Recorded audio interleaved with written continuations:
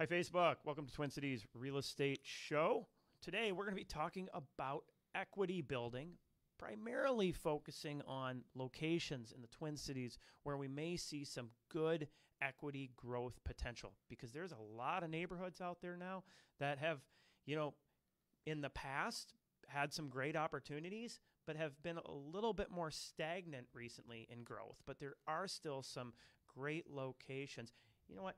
That reminds me. I want to make sure that I touch on Greater East Side of St. Paul. Okay. Because I didn't write that one down. So yes, we're going to talk about a whole bunch of different locations to maybe look at, but as well as things, home types you might want to look for that might have some good equity potential in there. So whether you're a first-time home buyer or somebody just looking to find something that you could build some equity in this really hot seller's market, yeah, those homes do exist, and we're going to talk about some tips of how to find those. You guys ready to do the show? Yeah. All right, and if make sure you stick around for the after show. Anything we don't cover, we'll get to in that, and you can always put down your questions in the questions comments section there. All right.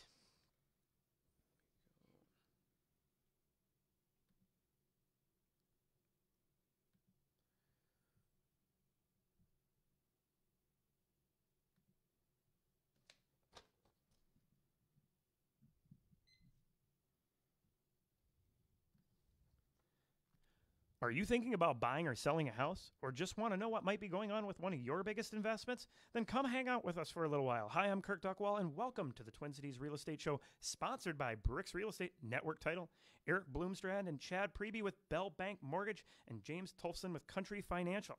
If you have any questions for us, make sure you give us a call at 651-303-0019. Happy to help you out with any of your real estate questions, or if you have real estate needs, we can help you with that as well. All right, you can check us out online anytime as well at brickstwincities.com for the latest and greatest searching and researching tools. Follow us on our Facebook page where you can see upcoming events when those start to happen again. Now, we did have the online auction to help some local businesses here earlier this year. But yeah, check out our Facebook page, again, Bricks Twin Cities.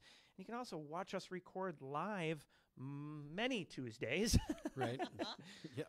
The pandemic stuff has made it a little harder to accommodate every time on that. But yes, many Tuesdays around the noon hour. All right, today we're going to be talking about equity opportunities in the Twin Cities, places you can find housing or types of housing where there may be room to build some equity. And, there's definitely different aspects to look at. You can look at, is there certain locations, but also certain types of homes, certain types of sales to look for, certain types of projects to look at to build this equity. So before we dive in, though, I'd like to welcome a new guest, Jilly Jenkins. Thank you for joining us today. Thank you. I'm excited to be here. Yes, thanks for coming in, and hopefully have you in many more times in the future. I'm sure you will.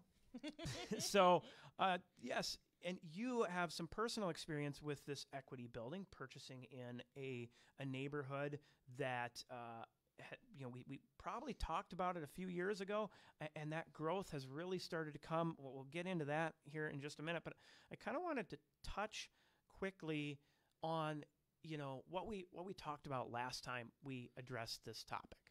And so, anybody who's been a long-term listener to this show, I mean, I think we've been doing it since 2012.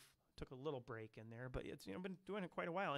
And we approached this topic a few years ago, and at that time we were advising the Midway neighborhood, the West 7th neighborhood in St. Paul, talking about Richfield and how the South Minneapolis prices were causing Richfield to go up a lot in value, talking about Northeast. Now, if the listeners out there are hearing these neighborhoods and going, wow, I thought those are getting really pricey. Yeah, you're right. That's why a few years ago we were saying these are the places to look. So we're going to rehash this topic and talk about the new places to look. Yeah. Because there are some great opportunities out there. Oh yeah, I mean, talking about experience buying, when I purchased my last home, this was something that was very important to me, which is a location that I could go that would have good growth. Mm-hmm. And so, we purchased our home. I think it was I want to say 2014. Okay. That sounds about right. Yes, 2014. Burnsville was where we were looking. Bought the house at that time for bought it for $269, and now we're moving to our new place. We just sold it for $320. Very So nice. and not a ton put into it, and so looking for those neighborhoods, really taking the time, investigating, doing the research, it can pay off big time. Absolutely.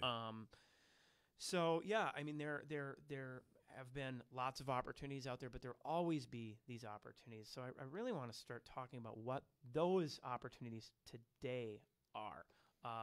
Hopefully, we've given you a little confidence in predicting in the past some of the ones to look at.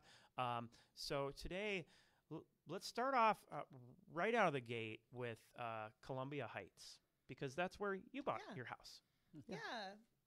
Me and my husband, we were renting in Uptown and wanted to buy a home. And I had been working with a lot of clients looking to get into Northeast, like you had just said. Northeast it was booming, still is booming, but it has, I mean, you can't really purchase a starter home in Northeast for under $300,000 now. Right. It's not. Who was it in our non-existent. meeting the other day? I heard somebody say there was nothing in Northeast under 305 or something like that. Yeah. Wow. And I mean, I even got a call yesterday for foreclosure in Northeast that a client was interested in, and it was listed at 190-ish. And I said, the place has got to be burnt down. And I called and confirmed that the home was ridden with black mold, has to be a full gut job rehab. And even at 190 in Northeast for a full gut job rehab, that's really cheap. It's going to go for more than that. They're only taking cash offers. So Northeast got to the point where a lot of people were priced out for starter homes. And so me and my husband were like, okay, well, let's start looking the 4 blocks, the 5 blocks, 10 blocks up into Columbia Heights, because Northeast Minneapolis cuts off on 37th there, and then up is Columbia Heights from there. So we started looking Columbia Heights. I was my own worst client. I probably looked at like 100 homes within Northeast and Columbia Heights. And we were able to purchase a home for around $200,000. And now 3 years later, we're at about probably $260 value. Awesome. And that's not taking into consideration what we've done to rehab the home ourselves too. And I've done a lot of first-time home buyers in Columbia Heights. Amazing housing stock. If you want a healthy mid-century modern style home, there's a lot of 1.5 stories there that have been, we call them grandma houses, that basically they're well, and that's a turning community. A lot of Yeah. people that, like you were saying, Chad, the baby boomers that are moving out. Right. And what's so funny, I think, about that location. I come from a construction background. I personally think the houses that are in Columbia Heights and more to the north and northeast are the better built homes. Yep, they are. 50s, 60s style Yeah. Rambler. Yeah, 40s, 50s, 60s stuff. You get that's some there. older ones thrown in there, but majority is that time frame. Yep. And that's where you can really, not just find a neighborhood. What did you say your purchase price was again? Ours was with closing costs concerned about $200,000. Okay. Mm-hmm. And what year? The home was built. No. You purchased. Oh, we purchased it it'll be 3 years ago now. Okay. Coming up. Yeah, I had a friend, very Wow. similar situation. It was probably about 3 years ago now. Couldn't find anything in Northeast, and it was so funny because they got a bad appraisal originally on the house they were looking at in Columbia Heights, and I'm like, this guy's crazy. The cops are everywhere. Of course, we know about bad appraisals, Chad, right? And getting those taken care of. Yeah. No. That there has been opportunity there, and I think still continues to be opportunity, especially with these houses that are the grandma house. Go in, rip up the carpet, Pristine wood floors underneath. Pristine wood the floors, shag carpet. Exactly. And I think that Columbia Heights even is starting to push and affect other areas nearby it, right? So Fridley. Yep, Fridley. Looking at Brooklyn Center. Mm-hmm. I mean, wow, what a ton of growth there. What was it, 11% in Brooklyn Yeah. Center? I think it was. Wow. In the last year. That's huge. Yeah. And that's year to date. Yeah. You know, so looking at January numbers, down Yeah. a little bit over where December was at. But, you know, when we talk rolling 12-month. Columbia Heights is up 9.2% this January over last. Uh-huh. And then Brooklyn Center, let me find it for you. Yeah. So, I mean, Brooklyn Center, and I think, you know, New Hope is another location that I think has, again, 11%. Brooklyn Center is 9.1% up okay. over last year. Yeah. So, I mean, that is a huge growth. And I think that's still. New Hope is 11.1% up. Wow.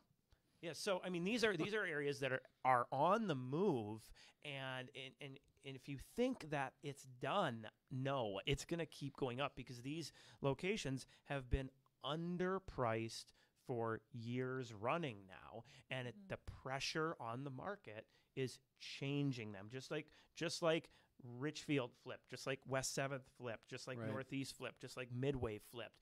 You know, that's where I would be putting some focus in. When we come back from the break, I want to touch on some other areas outside of just the north western communities as to possible good equity, because there's other places in the metro as well that I would be taking a peek at. And we're also going to dive in to maybe some different styles of properties that might have good equity potential out there. So could be really good for a first-time home buyer that's in the market. Some types of properties you can get in for a little bit lower cost. We're going to take a quick commercial break, and we'll be right back.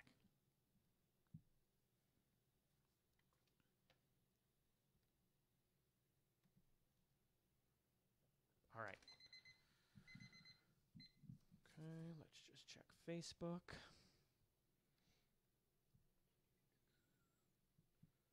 Okay.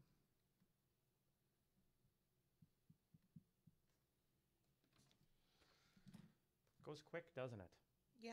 Mm-hmm. And Chad's going to talk about the programs and stuff. For Well, the we're next gonna part. we're gonna go as get We're through gonna as see, what we can get the to. beauty about this, we have the after show. That's where Yes, Okay. exactly. that's where Great. the fun starts. Mhm.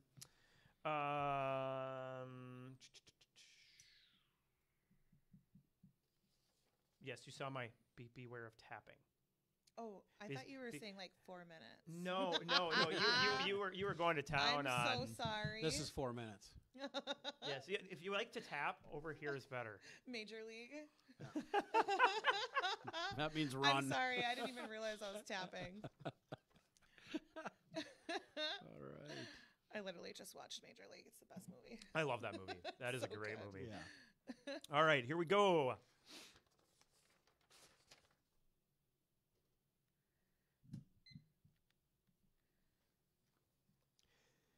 You're listening to Twin Cities Real Estate Show on AM 950. Today, we are talking about equity building. I kind of focused on that first segment primarily on kind of the north and western suburbs.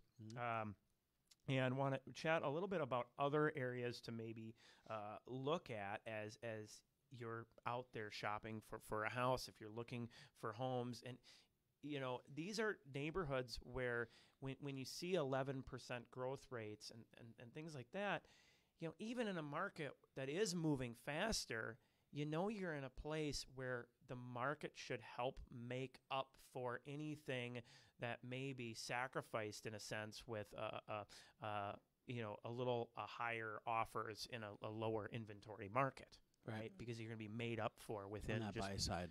exactly. So, you know, we had talked about Columbia Heights and Brooklyn Center, Brooklyn Park, New Hope area, but you know, some other places to look at. I've seen a ton of growth, and I think this is due to Woodbury and even Oakdale, which is the greater east side of St. Paul. Right. And Right. that's actually up 9.7% this year. Yeah. Last year it was up 6.1%. Right. So it started to make the move. Right. And I could see that with, I had a house that I sold over there, and I could really see that demand shift, which started not a year ago, basically a full year ago. In December, I had this little 2-bedroom house that I sold over there, and you could really see how things were picking up on that. And so, yeah, and these places too. These are some of the more affordable locations. I mean, if you're looking for a single family home, these are the places to look. The affordability factor is huge. Exactly. Another spot, Farmington. I can't tell you how many properties that I showed down in the Farmington area, because Lakeville and Apple Valley, the prices had just, and Egan had gotten so high. Right. And you know, when you can head down the road an extra 5-10 minutes, and Farmington School District is a really good school district too. I've had a lot of clients look in Farmington specifically for the school district. Yeah. And Kirk, that's up 10.9% this year. Yeah. Wow. Oh, it was only up 4% last year. So you're saying Farmington is kind of going to be a jumping point. It's starting now. Yeah, Definitely. yeah. I mean, it had been kind of stagnant, and it's not just the new construction either. There's a lot of new construction going in there, but you're definitely seeing the existing market. Right. There was a whole bunch of houses built back in the mid-90s, early 2000s, a few neighborhoods there, and those homes have just gone up a ton in price. And those were probably first-time home buyers at the time that are now built families. Yep. You know, now they're staying there in Farmington, but they're buying new, and then they're selling the existing. So right. You know, there's some definite opportunity in Farmington as well. You know, South Metro, if you're looking there, Savage. You know, that's a community that a lot of people they skip over. They look at Prior Lake. Yep. They maybe look at Burnsville, and they forget about Savage. Yeah, and Savage is in a good area as far as like transit. You know, you have access to a lot of big highway systems. You know, Bloomington, Minneapolis. Yep. You know, it's not far.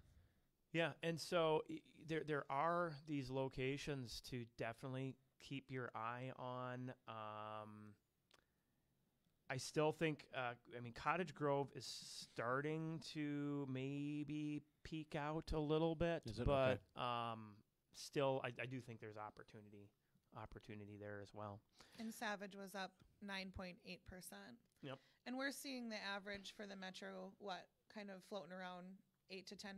Yeah, well, increase? yeah. Are you looking at 12-month rolling, or are you looking at 12-month rolling, and Okay. then the 3 years. Okay.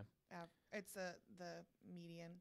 So yeah, I mean, and you'll find ones that are down. I was actually really surprised. You know, like I think it was Mac Groveland. It was like a 4.5 in St. Paul or something like that. At one time was probably the hottest area to buy in. Oh yeah. Not that long ago. Not that long ago. So you know that there are these locations that are moving really well, and that's where you might want to put your focus into if you're really looking to pick up and just by living there, so some good equity. So I wanted just to throw in, the highest percentage increase that I was able to find in the metro was the Willard Hay neighborhood, which is up 18.5%, and the previous year was 13.3%. Wow. Mm-hmm. That's huge. Right? Yeah. Wow. Yeah, that's a ton of growth. Okay, so just real quick, a lot of the locations we're talking about, single family homes, looking for the grandma house. You know, for some buyers are out there and maybe they're looking for a townhouse. Mm-hmm. The quad style townhomes that are out there, so it's basically like a split level home, that can be a great equity builder, because in a majority of those properties, the wall dividing the kitchen and living is not load bearing. Because a lot of them are vaulted, and so it's more just for looks. Right. And so you can pull that down and have this really open concept floor plan, and they are really easy to make 3-bedroom as well, and a lot are listed as 2, or if not, make it 4-bedroom. So that's a townhouse that can grow with you. Another segment I might look at is the condo market, because the condo market has not fared as well as the single family market this year. So, we actually have seen condo prices fall back. We've seen inventory go way up. There's opportunity there. If you're a renter and you've been renting, I bet you could go out and probably at least worth your time to look at what a similar condo would go for versus what you're currently renting. I bet you'll pay less a month in a lot of circumstances. So why is that? Oh, sorry to cut you off. When Why I was is the when I was looking up the percentages for changes, downtown St. Paul and downtown Minneapolis were the hardest hit for a drop in equity. Yep. So what you're like, that's situational. That's Yep. kind of, would you guys Right. agree, more a pandemic absolutely, situation? absolutely. I believe So so. Pandemic you're saying and this then is the time to jump in on that. yeah, Because it's not going to stay that way. no, it's not. No. And so there's great opportunity there. It's funny. My brother that lives out in Colorado, he's like, maybe I should buy a downtown condo for when I come visit. I mean, There's some I'm really gonna cool just build buildings. equity. Yeah. Yeah. You know. I mean, the cost of borrowing right now is so low. So I mean, Right. those are a couple other things to maybe consider as you're out there looking, especially if you're renting. That and you want to find something similar. Why not? Why not buy? Why not? Well, and buy the one? cost of rent is astronomical, isn't it? Yeah, it is. You know, we only got a couple minutes left. I wanted to touch real quick, Chad, on some opportunities because the cost of borrowing is so low Mhm. with interest rates, between 2.5% and 3% for in a lot of cases. Right. That there are some low down payment programs to get people into homes. Correct. Yeah, and you don't even have to be a first-time home buyer, but we do have programs out there that will allow us as low as 3% down, home possible, home ready. With these programs come the interest rates reduced, and so is the mortgage insurance factor. The premiums reduced for doing that program. Now they are income driven, but that's something we'll talk to you about. But just know they're out there. You also have these down payment assistance loans that can help someone that has a qualifying credit score, but just maybe not a ton of money in the bank. Maybe a single parent with kids that are coming up, getting ready to go to school. You want to get out of that rental market, get them into a neighborhood where they can build friendships in an area with a good school district. We have down payment assistance programs that are phenomenal for those. Well, folks. and with down payment assistance, first of all, you made a great point. It's not free money, but it can get you in the door. And especially if you're listening to the show and you are renting downtown, whether that's downtown Minneapolis, downtown St. Paul, for as little as $1,000 down, you can purchase some of these great opportunity condos that are there. Again, situational, just like you said, Yeah. Jilly. It's not Situational. you have an opportunity. You can see for yourself where these have been. This will come back, and you can get in the door for $1,000. Yeah. It's not for everybody, but I tell you what, it's worth the conversation because you'll be surprised. Right? What do we talk about a lot, Kirk, in our class? It's never too early to start the process. I think that's a very important thing in this market today. It's and moving my favorite is directly from Zillow. One of their top 5 regrets that buyers have is, I wish I would have started earlier. Yeah. Once they realize how simple doing this is, if you do it right, that they go, why didn't I do this earlier? Yeah. Well, I want to thank you again, Julie, for coming in and joining us, and definitely will want to have you back on the show again. Yeah, this is great. And Absolutely. it goes quick, doesn't it? Yeah. You can talk about real estate all day, every day. Yes. So we'll be back again in a couple weeks. I got to move next week. All right. Take care, everybody. Thank Have you. a good week.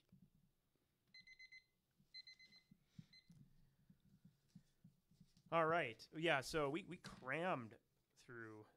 Yeah, we had more show than we did time. Today. Yeah.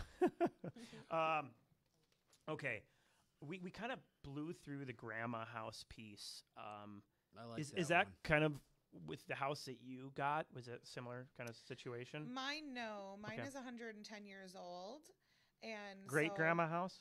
It's, it is the crypt keeper. So, and I actually showed my house to 4 clients before we bought it. Nice. I was like, called my husband and said, "Yep, they all passed. Get over here. We're buying this house." Cool. And yeah, so it was a really great purchase. Beautiful old home with a lot of character. Needed just a little bit of a facelift indoors and a lot of bit of facelift outdoors. Mm-hmm. And I've done everything this year. Like, This was the year to do it. Jackhammered.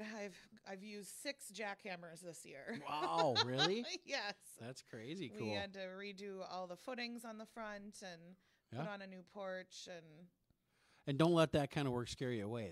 It is what it is, right? But look at the amount of equity you've built. Yeah, everyone has a threshold of what they can do. Yeah. Me and Eric have maybe a higher threshold than a lot of my first-time home buyers. I'll tell you, I think YouTube is a miracle.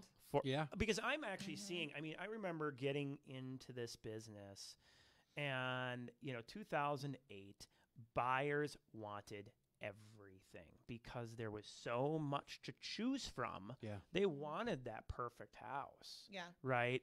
And they didn't want to do anything. They didn't know how to do anything. Right. And it was a rare occasion where I found somebody who's like out of the gate wanting to rip up the carpet and paint the walls and replace the appliances. Those are the easiest things to do. Yeah, that's cosmetic, isn't it? And it took having lots of conversations with them. And at the time I was saying, just, I would go to Home Depot and pick up the books on doing the electrical, doing the plumbing. And now it's YouTube, right?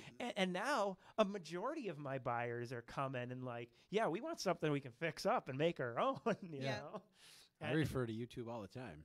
Yeah, well, and I think our parents, maybe not my parents, but a lot of people's parents, it was, we know we're going to need to maybe do something to the house, right? And get it to be their home and do that. So it's nice to see a resurgence in learning to be handy with your own house. Yeah, because that will build you equity for sure. And that's what I love doing. That's my favorite part about my job. My wheelhouse is first-time home buyers. What can we do to get you in a position to build equity? Because it's inflated right now. Yeah. It is. Yeah, and it's the opportunities out there. And we talk about these neighborhoods, but I'm looking for the ones with the bad photos. I'm looking for the ones, that you walk in and it smells like cat or whatever, something that you got a guy for that. You can something that you can get rid of that smell, right? Something that you can do to fix it up, and where a lot of people may just turn away. Yeah. Because that's where the opportunities lie. Right. I used to be that guy. Like before I met my wife, something as little as bad paint. I'd be like, this place is a dump. But now, even dirty windows, some people, if they have their house on the market and their windows are dirty. Oh, it looks terrible. That'll turn away a lot of people. But, if you look at it, it's like, that's nothing, right? Just like putting some paint on the walls. Now, it's not like you're just slapping up any paint to make it look good. You want to do a good job. But there's a ton of opportunity out there with that. I know something that I'm going to be putting together is this kind of like best deals newsletter thing. Okay. And looking for the ones that are the good opportunities out there, because they're there. Yeah. Yep. And if you are a first-time home buyer and you are battling this market, don't become discouraged. If you've made a couple offers and you haven't gotten them accepted, that's okay. We're learning, and hang in there. Don't settle for renting again or signing another lease. I know. Yeah, go month to month. Go month to month. I know this is a That's conversation you'll have with your agent, but it's something we're going to get through. But hang in there.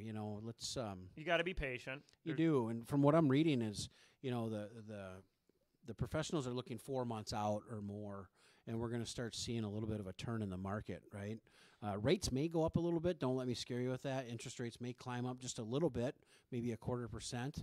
But I think, as we move into summer, we're going to start seeing some more inventory, because people are going to be hopefully a little more, a little more confident in putting their house on the market, right? I got my money on we'll see identifying factors in the market within the next 30 to 60 days that it's shifting. And one of those factors I may have already seen last week with the pending sales, and this week with the listing inventory. And if that trend holds true, it's going to be more like 30 days. If it breaks over a couple weeks, then it might be more like 60. Right. But it's just about being patient. Yep. Because if we're having 1,000 houses come off the market, that's 1,000 buyers coming out of the market every week. Right. It's not going to last, right? You're not going to end up you're not going to end up having a ton of buyers left over by June or July. Right. So I think we're going to start to see those shifts, and it's just going to take the inventory going up and pending sales starting to see a shift downwards. Yep.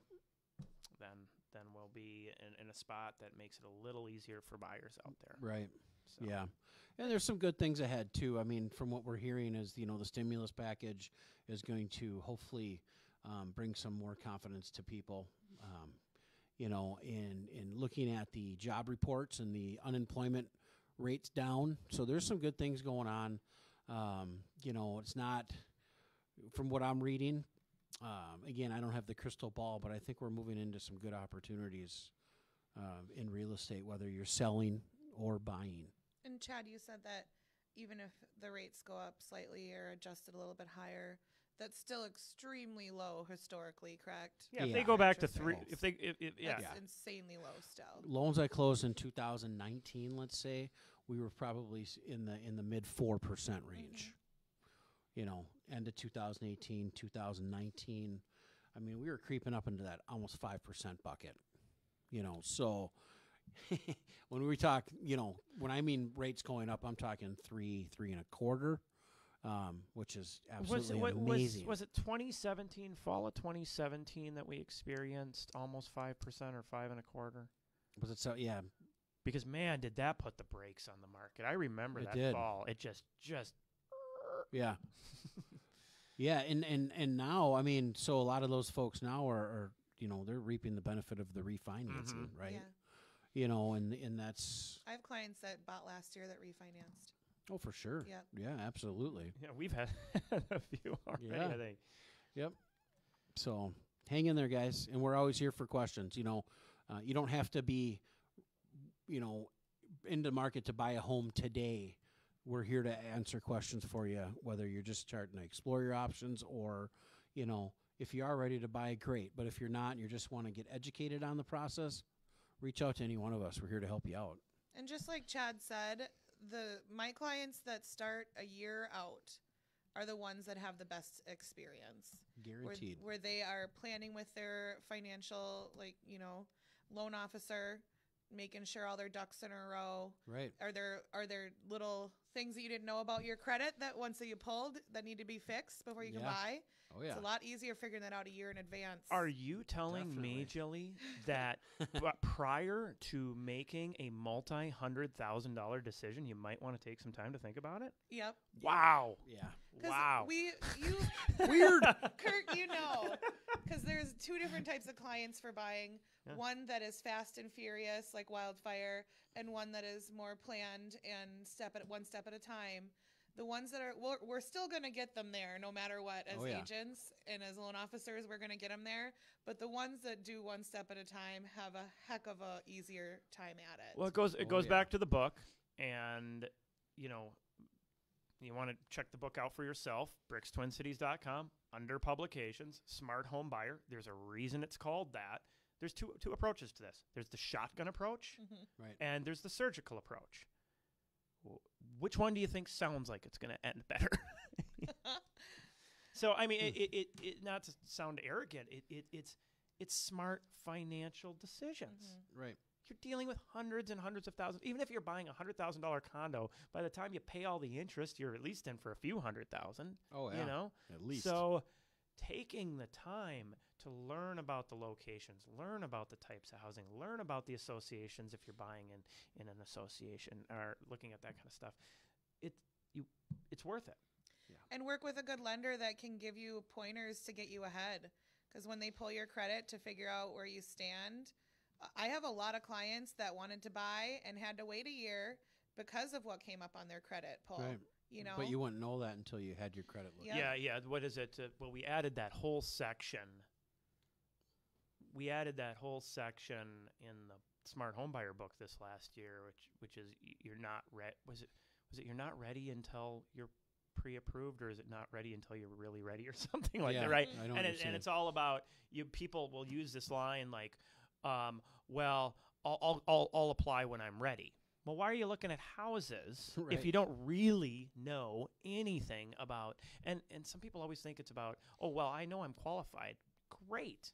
I'm sure you are qualified. But what loan product are you getting? What if I can get you more qualified with a better loan program? Yeah. Yeah, well, and that's one of the best is if you apply that extra 90 days, 6 months, whatever it is, early. Hey, do you know if you paid this card off, you would actually jump your credit by X amount, or maybe don't pay that card off, or whatever it may be, you'll actually get a better interest rate. Yeah. I've had clients sell their nice fancy car to get a more reasonably priced car that was made it able to buy a house then. Oh, you know? absolutely. Right. Yeah. Taking the time. Oh, I mean, it could save you thousands. I mean, people. Yeah, it's good to negotiate on the house and get a good buy there. But man, if you plan right on your loan, We're talking hundreds of thousands of dollars here. oh my goodness. You Yikes. know, I feel a little lucky, but I also tried to be very strategic about my most recent purchase. You know, I ended up locking in. Now it was a VA loan, so you got to take that into consideration. But 2.25%. That's the most I've heard. Absolutely. Had a That's like client at free 2.5. almost, isn't it? Yeah. I mean, really. It's like a That's commercial, amazing. free. Yeah. Free. I mean, that Free is 99. amazing. Yeah, absolutely. Yeah, you know, it is. It's true. It's never too early to get the process started. If you're in the market, take a look.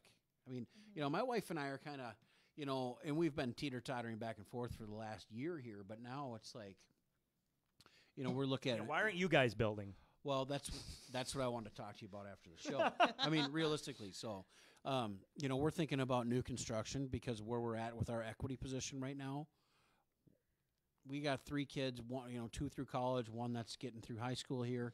And, you know, we're almost empty nesters, I guess you could say. But we have a good opportunity to sell and make a good chunk of money and build something that we can really love and be at forever, right? And it doesn't have to be this huge house, just something that we can love. And so we're seriously thinking about that. So just kind of, but it's interesting because I'm in the business just like you guys, obviously, and I have that little birdie on my shoulder saying, God, but what if we can't find anything? You know, That's why you build. well, right. You know what I mean? But it's still, and then now you imagine our clients out there that are first-time home buyer, you know, so I can feel for you. But, you know, it's doing our homework up front, right? Weighing out all our options and then making a plan, you know, and having that plan in place. So, yeah, Well, good stuff. I don't have anything else. I think I'm good. I think I like everything that we covered for opportunities of places to look that are having kind of that peak or starting a peak Yeah. of equity. And then we can circle back in a year and a half and See what- and if see, we were see right or if we were wrong. right or wrong. All right, that's all I got. Facebook. Have a Thank great week, you. everybody.